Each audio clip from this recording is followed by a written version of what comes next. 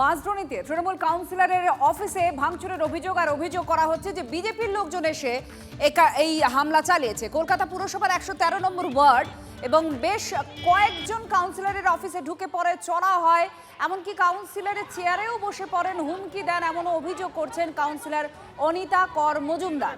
পরে পুলিশ যায়, পরিস্থিতি নিয়ন্ত্রণে আনে। তৃণমূলের দাবি পার্টি অফিস দখল করতে এই হামলা চালিয়েছে বিজেপি অস্বীকার করছে। প্রতিবাদে পরে তৃণমূল রাতে এলাকায় মিছিলও করে।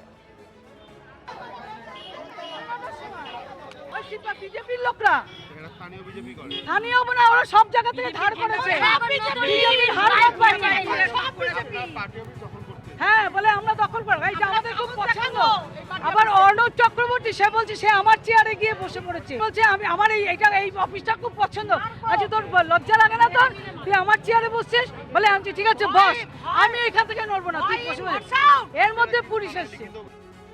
বুয়াদির ছেলে আমাকে ধরে বাস দিয়ে মারলো। আমার সাথে ওই কাকু ছিলেন। তারপরে মা মাসি তুলে গালাগাল করছে। আমি বলছি আমি একটা ক্যান্সার পেশেন্ট, আমি কিন্তু কেমো নেওয়া ছিল, আমার ছেড়ে দাও। 30-35 জন আমাকে কন্টিনিউয়াস ঘুষি, এইসব জায়গাগুলো আমার হয়ে গেছে, ঘুষি চারিদিক দিয়ে শুধু ঘুষি মারছে আমাকে। এলো পাতারি আমি আজকে যে প্রাণে বেঁচে গেছি আর কি বলবো।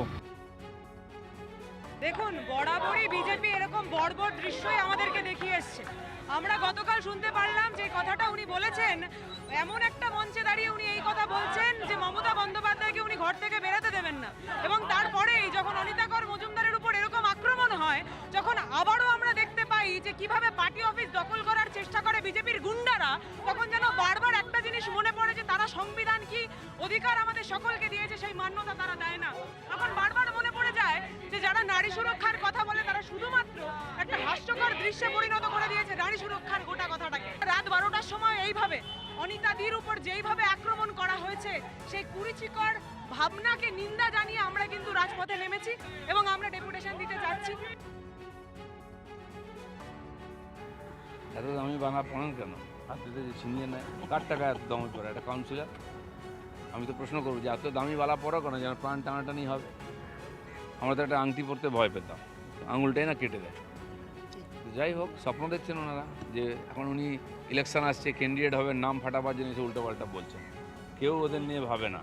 আর কেউ যদি করে থাকে দুষ্কৃতকারী, কমপ্লেন করুন থানায়, পুলিশ স্টেপ নেবে।